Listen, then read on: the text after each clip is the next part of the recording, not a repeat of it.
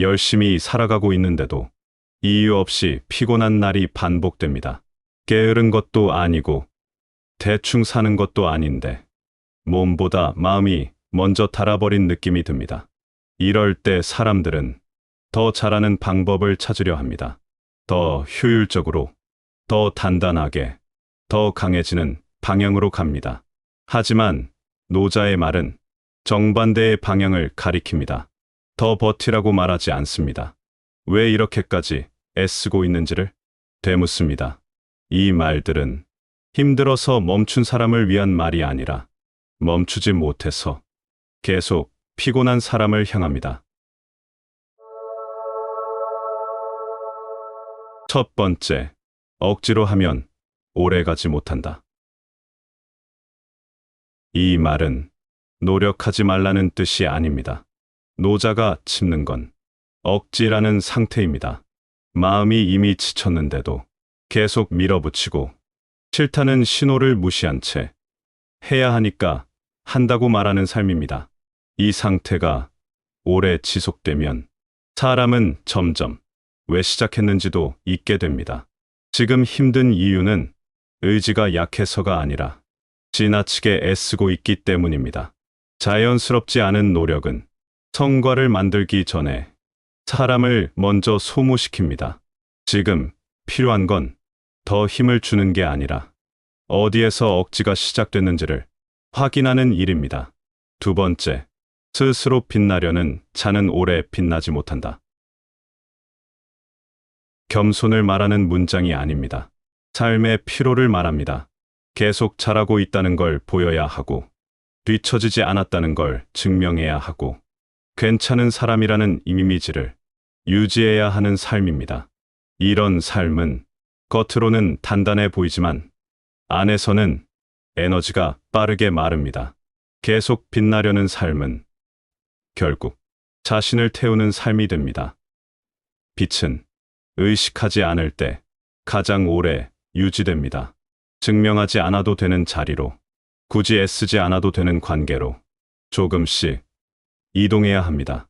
그 방향이 피로를 줄입니다. 세 번째, 가득 채우려 하면 반드시 넘친다.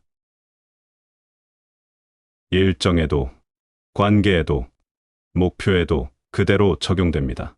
하루를 빈틈없이 채우고, 사람을 최대한 놓치지 않으려 하고, 가능한 모든 기회를 붙잡으려 할수록 쉼은 사라집니다. 꽉 찬 상태는 완성이 아닙니다. 넘치기 직전의 상태는 이미 불안정합니다. 계속 피곤한 사람의 문제는 능력이 부족해서가 아니라 삶이 항상 한계선까지 차 있다는 점입니다. 비워야 흐름이 생깁니다. 여백이 있어야 다음 움직임이 이어집니다. 네 번째, 다투지 않기에 아무도 그와 다투지 못한다. 이기라는 말이 아닙니다. 싸우지 않아도 되는 자리로 이동하라는 말입니다. 계속 피곤한 사람은 보이지 않는 싸움을 하루 종일 이어갑니다. 비교하고, 증명하고, 뒤처지지 않으려 애쓰고, 받아줄 필요 없는 말에도 반응합니다. 다투지 않음은 포기가 아닙니다. 에너지를 소모하는 판에서 한 발 물러나는 선택입니다. 그 순간부터 피로는 줄어듭니다. 삶은 조용해집니다. 다섯 번째, 잘하려 하지 말고 자연스럽게 하라. 완벽함에 대한 집착을 정면으로 건드립니다. 잘하려는 마음은 처음에는 성장을 만듭니다. 하지만 어느 순간부터는 피로의 시작이 됩니다. 지속되는 삶의 조건은 자연스러움입니다. 힘이 덜 들어가고 자주 끊기지 않고 다시 돌아오기 쉬운 상태입니다. 자연스러운 흐름은 속도는 느려 보이지만 오래 갑니다. 지금 너무 피곤하다면 더 잘하려 애쓰는 방향이 아니라 조금 덜 애써도 되는 방식으로 삶을 조정해야 합니다. 계속 피곤한 사람의 공통점은 대충 살지 않는다는 점입니다. 오히려 항상 더 잘하려고 합니다. 실수하지 않으려고 하고 부족해 보이지 않으려고 하고 매 순간 기준을 스스로에게 들이댑니다. 자연스럽지 않은 상태가 오래 지속되면 몸과 마음은 계속 긴장합니다. 쉬는 순간에도 머릿속에서는 평가가 멈추지 않습니다. 노자가 말하는 자연스러움은 아무 생각 없이 산다는 뜻이 아닙니다. 힘이 과하게 들어간 지점을 알아보고 불필요한 긴장을 내려놓는 상태를 말합니다. 자연스러운 흐름은 눈에 띄는 성과는 느릴 수 있지만 중간에 꺾이지 않고 다시 돌아오기 쉽습니다. 지속되는 삶에는 완벽함보다 보건력이 필요합니다. 6번째, 앞서려 하면 뒤처지고 물러서면 오히려 앞선다. 이 말은 경쟁에서 도망치라는 뜻이 아닙니다. 속도를 다시 보라는 말입니다. 계속 앞서가야 한다는 압박은 삶을 항상 전력, 질주 상태로 만듭니다. 이 상태에서는 작은 변수에도 쉽게 흔들리고 한 번 넘어지면 회복이 오래 걸립니다. 물러선다는 건 포기와 다릅니다. 숨을 고르고 리듬을 다시 맞추는 선택입니다.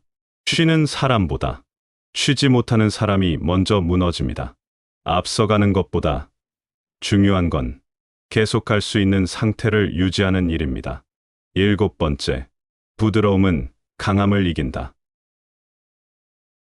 계속 이를 악물고 버티는 삶은 강해 보일 수는 있어도 오래 지속되기 어렵습니다. 강함은 소모되고 부드러움은 축적됩니다. 부드러움은 상황에 맞게 힘을 조절할 수 있는 상태입니다. 필요할 때는 밀고 불필요할 때는 빠질 줄 아는 여유. 이 능력이 있는 사람은 위기에서 무너지지 않습니다. 계속 피곤한 사람일수록 이미 충분히 강한 상태입니다. 지금 필요한 건 더 단단해지는 게 아니라 힘을 풀 줄 아는 감각입니다. 8번째, 아무것도 하지 않음으로써 하지 못할 일이 없다. 이 말은 아무것도 하지 말라는 뜻이 아닙니다. 불필요한 힘을 빼라는 말입니다.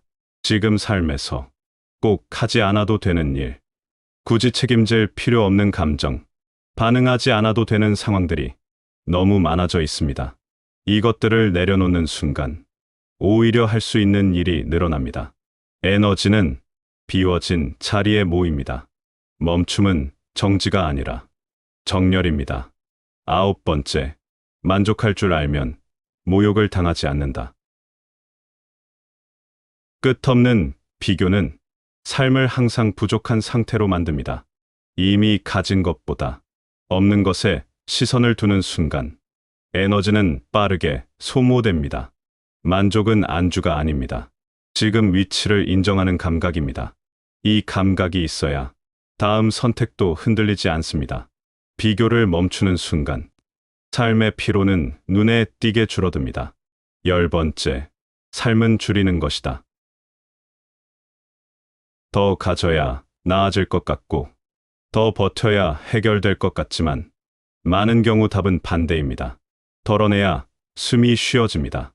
일정도, 관계도, 기대도, 기준도 조금씩 줄여야 합니다. 삶이 가벼워질수록 에너지는 다시 돌아옵니다. 열심히 사는데 계속 피곤하다면 당신의 삶이 잘못된 게 아닙니다. 너무 많은 힘이 필요 없는 곳에 쓰이고 있을 뿐입니다. 노자의 말은 더 애쓰라는 말이 아니라 이미 충분히 애쓰고 있다는 사실을 알아차리게 합니다. 이 글이 지금 삶의 피로를 이해하는데 조금이라도 도움이 되었다면 구독과 좋아요로 응원을 남겨주세요. 앞으로도 삶의 리듬을 회복하는 이야기들을 지속적으로 이어가겠습니다. 시청해 주셔서 감사합니다.